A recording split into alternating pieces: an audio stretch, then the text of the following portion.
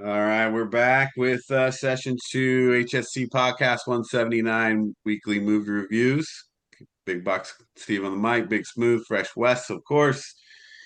And getting into this week's movie reviews, a very interesting, it's not even genre we're picking anymore. Now we're just getting down to the plots, right? Kind of. So we're going with conspiracy type movie plots. And so those we've got three movies coming up. We got Enemy of the State, we got The Game, and we have Nixon. So those are the three movies we're going to talk about. But first, like usual, we're going to have our really hard movie trivia questions. It's funny because, like I said, these aren't my questions. I answer them, but I look through them. There's a couple I leave out because they're ridiculous, but for the most part, we're just going through this list, and then we're gonna see how we did after we get through this list. So here we go. Really hard movie trivia HSC podcast. First one's tough, but I'll be disappointed if you don't even have a guess. I'm expecting Derek, you might know this. What song plays during the opening credits of the movie Reservoir Dogs? Little green bag. I knew you would knew that. Who sings it though? Oh, I'm You getting. still get the answer right, but if you use who sings it, that's even better. I'm Do you have trying to any remember. idea, Wes? No, I do not. I'm trying to get Stephen Wright in my head right now as he was DJing this. I would never have got that. It's easy. Steelers Wheel or It says it's by George Baker. George Baker and Yeah. yeah. Okay. But there you go. Opening credits, Reservoir Dogs. Somehow I knew you'd get that, but I wouldn't have got that. Wes wouldn't have got that. So Reservoir Dogs. It's the classic I know. opening. Now, if you get this one, either of you, I'll be super impressed. I actually got this one, and don't tell me why, or don't ask me why. In the movie Bridesmaids, which actor plays Annie Kristen Wiig's boyfriend at the beginning of the film? John Hamm. Wes? I have no idea. It's John Hamm. Oh my God, Derek. I, Derek's on a roll. I haven't even really seen all of Bridesmaids. I just know the very. He's like. Put him on Jeopardy for 1,000, dude. Come on, dude. But I haven't Well, seen Bridesmaids. I don't even know when the last time I saw Bridesmaids. it's just the beginning of the movie, like, and if you watch Bridesmaids, and we've probably watched it too many times, but it's always there, right? And you just like he's the first guy you recognize in my mind when I think of Bridesmaids. So Derek's on a roll. All right, we're doing a Gene Hackman movie, so I thought I would do something around Gene Hackman.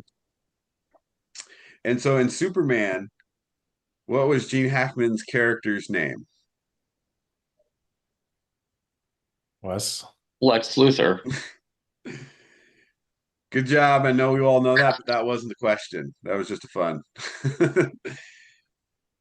What was the name of the actress who played Lois Lane? Margot Oh, Kidder. Mario Kidder, yeah. Yep. All three for three for Derek, but Wes, I know, got that one as well. Surprisingly, less than 60% of people got that one correct. Oh, it's probably a bunch of That call themselves movie buffs. no. Yeah. I don't know, Derek, on fire. Good job. Those were three tough questions. Those were harder than the last few we've had for sure. But all right, so I don't know. Those seemed easier. And well, go ahead. you, the answer to the highest grossing horror movie from was that last week was It, right? Yeah, yep. But nobody jumped to the comments. So if you, I didn't have a chance to put one in the comments here because you got them all right. Yeah. We'll have another fun. I figured out a good trivia through Chat GPT. So we're gonna move from these ones to really hard movie trivia. I got one for you guys. It's not movie, it's music. Oh yeah, we're not gonna get Well, it. this one is just because it blew my mind. Okay. What artist or group has two of the top three most selling albums in the US? Right now or ever? Yeah, right now. Highest selling. Like for all time. Oh wow. So right now, but all time. Yeah. Wow. No clue. Aerosmith? No. This blew my mind when I heard this. Any guess, Wes? I don't know. What do you get? What is it? Well, for me, what I thought it was Michael Jackson. And he Oh, was two. that makes sense. He, Thriller was two. But number one, the Eagles' greatest hits. Okay. And number three is Hotel California, the Right. Eagles. The Eagles have two of the top three all Yeah, that time. makes sense actually. Guys, yeah. Yeah. Yeah, I love music. I love listening to it all, but I'm so bad with artists and bands and all that. It's not like movies and sports for me. It's one of those things where it's the same thing. You like see it and you know it, you hear it, you know it, but I it doesn't didn't, sit in the vault. I mean, I like but I don't like celebrate the Eagles. And so it's kind of, I was like, wow. I love the Eagles. Eagles are great. He's like, I don't know about that. They're There you go. okay. Let's hear it in the comments because we may have to No, I mean, short this one. Well, I like Eagles, but I'd rather like if I could see any band, I'd rather have seen like Queen or I mean like the Beatles or stuff, you know what I mean? So Just the Eagles aren't your first pick. Okay. yeah. What's your first pick, Wes, over the Eagles? Or is it the Eagles? Derek's apparently is Queen. my family loves to eat. My sister love, and so I tried to do the Vegas thing where they were at the Spear because they had the Eagles, we were thinking about going down there for that. But I mean, Aerosmith, Led Zeppelin, you know, I more particular think, What so about Michael Jackson? Would you put, why isn't Michael Jackson the most selling? He would, I don't know, he'd be one. If I had any concert that I could go to, it'd be Michael Jackson. Yeah, of course. All right, well, let's get into our quick movie reviews here. So, name three movies there before. So, we're just going to do a quick review and then we'll talk about a little bit about the plots. So, I'll go first with Enemy of the State. This is a pretty obvious conspiracy movie. It's funny because when we were talking about this, we said how even that came to your mind, right away, right? But overall, it's a great movie as far as the conspiracy's deep, right? And it really makes you like feel a little bit scared of what could happen and what conspiracies look like nowadays into the future, right? What it could look like down the road when you're talking about that type of deep state stuff that's in this. And without reviewing the whole movie, it's Will Smith gets into a place where he's got a piece of information that they want, and then he has to go on the run. He's trying to get away from them, but they're tracking him the whole time. And then you get to see stuff like the technology of satellites and how they work with the NSA and tracking people. And that's where you're like, wow, this is deep. But the overall plot's still good. It's Will Smith has a friend, and the friend, is the liaison, the go between him and Gene Hackman. John Voight does a great job. Everybody plays great parts, but their backup crew that they have running the NSA is like just a great group of like what I call Hollywood kind of misfits, which makes the movie a little more fun as well. And then you know how it's going to end, but it's a great watch.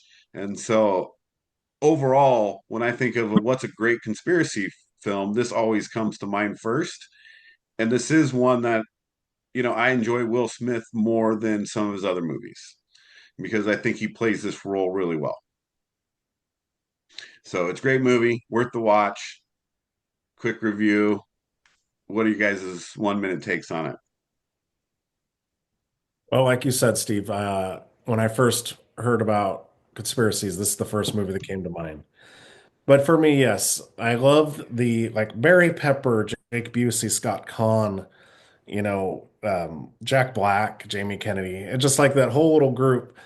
Yeah, it's like a little like they steal the blender and everything, and but yes, Gene Hackman is amazing in this. And yeah, watch the TV show FBI, and that's what they do. They're like, okay, well, what camera here? And then they figure out which place is going. So it's not like a conspiracy too much because everything's happening. Yeah, I Uh, mean, there's some real life of what the government can do in the movie, right? They're really showing an awful lot, but we know more than anything, whatever they're showing us, they got a lot more. yep. So yeah, so I love it. Tony Scott's a great director, and Yeah. yeah. Well done. What'd you think, Wes? Yeah, it's been a while since I've seen it. Yeah, it's definitely a Tony Scott movie. Like I like Tony Scott sometimes, and sometimes it's too much. So, but this, I mean, the technology, the bugs, the part where Gene Hackman takes all the bugs out, like on his phone, like that, and you're just like, really, like, you got bug, like, talk about doing something like, overdoing it when it comes to the bugs. But yeah, any movie with John Voight in it, I love. He's just such a great actor. And Will Smith, it's kind of interesting. God, he wasn't that old, and he played the part with such maturity. He pulled it off. Like this is the Fresh Prince here. This was the Fresh Prince years. This was the Miami years. This was like Will Smith, like a younger, and he nailed the role. It's the acting is great. Um, yeah, Yeah. it's but the conspiracy. I mean, this is 1998. I mean, this stuff was going on like that was 27 years ago. Like, That's a long what's time. going on now? Let's just talk about.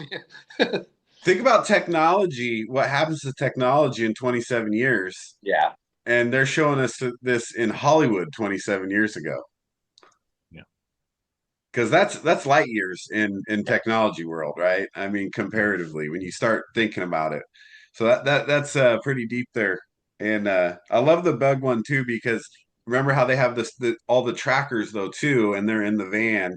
And when you start watching the trackers drop off, that's where I like that group of misfits does a really good job trying to figure out why, and they get all nervous about it. And they're moving satellites, and it really plays into the movie really well. All right, so Enemy of the State, great movie, 1998, Will Smith. Well, since Wes is the master of a 3 hour movie, let's get his out of the way here. If you guys don't know and you don't listen, Wes likes to pick 8 hour movies, but we cut him down to three. But no, we got another 3 hour movie coming at you. It's worth the watch. It's 3 hours of Nixon, starring Anthony Hopkins. So Wes, what do you got? Quick review. yeah. This is a movie, Nixon, an autobiography from 1995 that was directed by Oliver Stone. And if you watch it, it's an Oliver Stone movie. It's intense, very detailed. But my favorite part of Nixon is the acting. When we start talking about Anthony Hopkins, um, you don't think anybody could play the role at Nixon. He does it so well. Um, and I love James Woods. I think even though it's not like he had a lot of speaking roles, his presence in the movie is like um it is a guy who's second in command and can be first at any point. Um so the writing's great. The conspiracies themselves, really you learn a lot about things that you'll never learn in school, especially when we went to school about um, the Kennedy assassination, what involvement Nixon had in knowing what track you're going to hear the term track two in it. Um, and then you go into how Watergate really went down when we start talking about how Nixon and his team developed their own intelligence agency within the White House and how it got them in trouble. That was pretty much the undoing of his administration.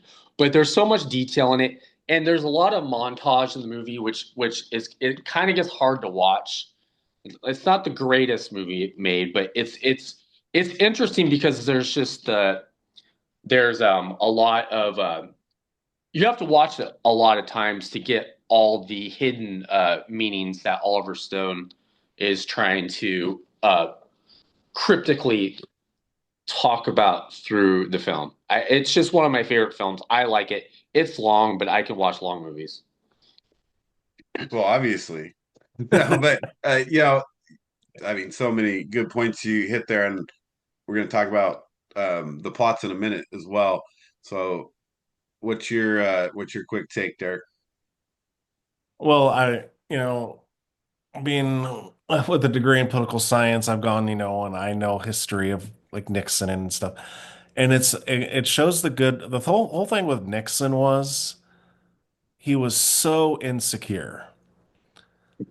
And this movie showed it, like how it was like him trying to get over his insecurity by having to like, oh, let's tap a bunch of people and listen to him and figure out. And that was the whole thing, is like if he would have just been president and not worried about all the thing, no one would have been anyway. But then he had to go and do all this stuff. So Yeah. yeah. He says, multiple times in the movie, but obviously it's historical, that, they're always trying to keep the Nixons down, you know, and you can see how Anthony Hopkins portrays that chip on the shoulder that Nixon had in the movie, which when you talk about how good of acting job he did, he really did play that part of a guy with a chip on his shoulder, but he's president. Like that's not a good place to have a chip on your shoulder, right? Right. Well, yeah, he's like the Rodney Dangerfield of presidents, right? Right. I get no respect. Yeah, this guy's getting a sentence of war because he didn't make the football team, the Whittier like college football team. It was like he's just still pissed off about that, you know. The movie's great though because it is a good learning experience. I think for a lot of people who probably never wanted to or cared to educate themselves on that, and it's just not something that I think it's kind of glossed over in education and history and learning, where it's like, hey, here's this happened, and then now and then they kind of let's move past it. Let's not talk about it. No, they because he just drops so many lines about just the Secret Service and the NSA and Bay of Pigs and Cuba and Hoover and JFK, and it's just like the whole thing, right? There's It's just they're playing a movie, but it's like, man, you keep dropping all these lines of all these different things that are like real big deals. like when and then right when he makes the speech, then he goes into the White House and they start bombing. Like Yeah. he's like bombing Hanoi and all this stuff, and he's like, and then God, I always forget his name that plays Kissinger, Paul. Paul Sorvino. Yeah, and then you introduce Kissinger, and that was a really good part because he was kind of like the puppet master in a sense for Nixon's ego. Like he's like, we want the Chinese to or the Viet Cong to fear the madman Richard Nixon, and that's why they started conducting all the bombings to end the war in a sense, and leave I don't with know. They didn't portray Kissinger very well. no, At the like after you watch this, you're like, yeah, I don't like that guy. yeah, and yeah, he was kind of like he was two-faced. He's like, yeah, I'll support the Republicans, but he's going behind their back. So Great. And then he spends another rest of his life in politics. Yes. Yeah, I mean it's long, it's worth it, it's good. Um, like I said, I wouldn't, it's not going to be in my regular roster for boy, I want to watch a movie today. Let's pull out Nixon, but it's definitely worth it. And just the like you said, the education you get out of it. I'd say what check out Nixon. And then again, we have another different route of conspiracy. Still in the same time frame though, back in 1997 here, we got Michael Douglas in The Game, and that's yours, Derek. So give us a quick review. Okay. The Game, man, I haven't seen The Game in forever, but when we were talking Sean Penn, I was like, oh yeah, I want to watch The Game again. Directed by David Fincher. It's about Michael Douglas, who's this rich to-do guy whose birthday's coming up, and it's the same day that he's the same age now as his dad died. So he's a little bit, you know, depressed about it. And his brother, who's kind of a screw off, Sean Penn, shows up and presents him with present, a game.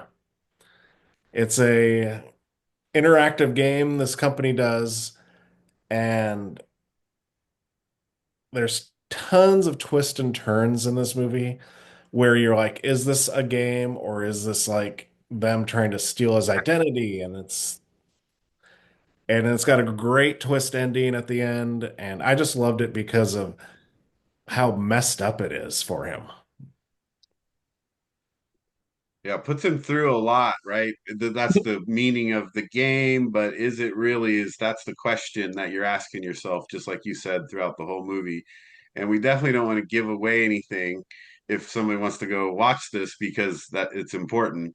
But the uh the lesson I think that he gets no matter the outcome is the cool part of the movie, right? Because it seems to that you change as a person one way or another. Right. And so I think that's an improvement for him from the beginning of the movie because I think that's what he was trying to, portray in his character. Right. And Sean Penn's character is like said he did the game and he was like, it changed my life. Yeah. What's your quick take on that, Wes? Yeah, I haven't seen this movie in years. I completely forgot about um the aspects of the game, but yeah, the it's funny to see Sean Penn he- kind of like he's more of like if we're talking Puppet Masters like hey play this game and I whenever I see Michael Douglas I will always see him especially when he looks he's wealthy. I think of Wall Street. I want to think that it's Michael Douglas who's has is in control here, but Michael Douglas plays a great role as kind of in the um, being paranoid and really not really understanding what's going on and then the birthday scene at the ending is just wild. So Uh, I'm surprised that there haven't been more movies that are made like this nowadays. I mean, look how sick and twisted our society is now. This movie, for its time, is pretty. I mean, come on, it's a David Fincher movie, though. I mean, what are we? We're not surprised here. This is David Fincher. Yeah, if you're gonna steal a plot, like this is a good one to steal, right? Yeah. So, yeah, it's real for its time. It's almost like to me, it's a modern. It would be made today, so I would recommend it. Yeah, like the point you're making about Sean Penn, I was thinking a lot as well watching the movie because we do naturally see Michael Douglas, a big, powerful guy, but he kind of is in this movie as well, right? He's no different. But you keep wondering why. Well, it's his brother, and he's got this special relationship because they keep doing the flashback picture stuff with the brother. But why is he have so much trust in his brother to like go and do this game? It does seem like that's a lot of trust and a little bit of and not puppet mastering, but like he's just constantly pushed by him. So yeah, it's good movie though overall. it's definitely something that like when you haven't seen it for a while, or if you've never seen it at all, this is one you'd sit down and be like, hey, let's have a movie night and check this one out. So I like that one a lot. So three great movies. There you go. We had Enemy of the State, which is your obvious conspiracy. We had your Nixon, which is your a lot of deep conspiracies, and then The Game, which is like kind of like the ultimate personal conspiracy. But yeah, so as we wrap that up here, the last question is, when you think about these three movies, like which of those conspiracies like get to you the most, right? Worry you the most, or have the most effect, and why? Oh, for me, it's The Game because it's like, who do you trust? That's the thing. It's like, okay, enemy of the state. We're kind of like, yeah, that's what's going on now. It's not that big a deal. You know But you like, don't trust the government already, so it doesn't matter. yeah. But like Here, the you're game, losing it's trust in like your friends. I'm like of the game, it'd be like, so what are you doing, Steve? What's going on, Wes? Right. You have no, you can't trust any of your friends, nobody, Right. not even your wife's or any, any. That's true. That's when it gets really scary, right? When you can't trust the people that you're supposed to be able to trust. Yeah. I It, like it. Great argument for that. yeah, because it's like when you look at Nixon, Nixon was many years ago. It happened. Are there conspiracies? But it's so distant from where we're at. And the NSA, we know what it is. We know about surveillance, but again, distant. The game is like it's in your backyard. You don't know. It's your brother. It's you don't know who to trust. I agree with Derek there. I'd say it's the game. Yeah, I mean it's hard to argue that personal conspiracy is one of the most scary, or the most threatening to you personally. I mean, I probably, I would make a case for Nixon just because of the implications it had on not just, us as people, but as a country, as a world, as really a society. That's scary stuff when you're talking about, affecting the future. And, now we can worry about other Yes. things like Terminators and things like that. But back then it was, he was really changing the world. So that's a scary thing. But I agree when you think about that personal fear that you have that if you couldn't trust anybody at all for anything, that would be really drive you crazy, right? But yeah, there's a little bit of an argument for Nixon, but yeah, I'll agree. I think we can go with The Game as the of the three, the probably going to give you the most fear around the conspiracy. All right, good. Wrap up the three movies there. Any movies you'd like us to do? Of course, leave in the comments. Like I said, we are looking for good types of plots. So we've done revenge movies, we've done conspiracy movies. So any comments on those? Love to hear those because I like this being able to get different movies within a similar type of plot. So I think that draws a lot of uniqueness to the movies we're watching. Yeah, they're same but different. Yeah, That's what's nice. same but different. Well said, Confucius. All right, thanks for listening. We'll see you next time.